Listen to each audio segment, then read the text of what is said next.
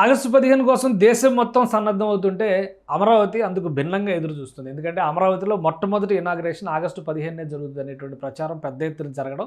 ఇప్పుడు AP CRDA head quarters బిల్డింగ్గా చెప్తున్నటువంటి ఆ భవనానికి సంబంధించిన లైటింగ్ డిజైన్ని ఫైనల్ చేసేటువంటి బాధ్యతను కూడా ప్రజల్లో చేతుల్లో పెట్టడం అనేది ఆసక్తికరంగా మారింది. రెండు సంస్థలకి, ఒకటి సిగ్నిఫై అనేటువంటి సంస్థ, మరొకటి జాగ్వార్ అనేటువంటి సంస్థ, రెండింటికి ఫేస్ అండ్ లైటింగ్ అంటే దాని ఎంట్రన్స్ లైటింగ్ సిస్టమ్ మొత్తాన్ని కూడా ఎలివేట్ చేసే విధంగా ఒక బాధ్యతను అప్పగించింది. వాళ్ళు 2 డిజైన్స్ని సబ్మిట్ చేశారు. చెరొక డిజైన్ సబ్మిట్ చేశారు. ఆ 2 డిజైన్స్ని కూడా ప్రజామోదం, ప్రజాభిప్రాయం కోసం ఓటింగ్ పెట్టింది. దీనిలో ఎవరైనా కానీ పార్టిసిపేట్ చేయొచ్చు. ఇది ఏపీ సీఆర్డీఏ వెబ్సైట్లో వచ్చేటువంటి ఇమేజ్ మాత్రమే. ఇది సిగ్నిఫై సంస్థ ఇచ్చినటువంటి డిజైను. ఏపీ సీఆర్డీఏ 3.6 ఎకరాల విస్తీర్ణంలో ఈ భవనాన్ని నిర్మించింది.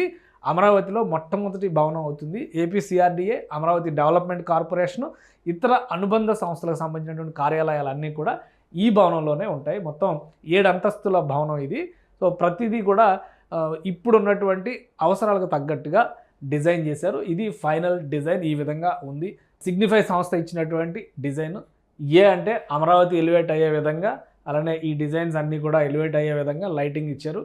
దాని యాంబియన్స్ మొత్తాన్ని కూడా డిఫరెంట్ డిజైన్స్ ఇచ్చారు. మిడిల్లో ఈ స్క్రీన్ ఇచ్చారు. ఇది కొంత ఇన్నోవేటివ్గా ఉంది. అమరావతి డిజైన్స్ అన్నిటిని కూడా అమరావతి సిటీకి సంబంధించినటువంటి మాస్టర్ ప్లాన్ అందులో ప్లే చేస్తూ చూపించారు.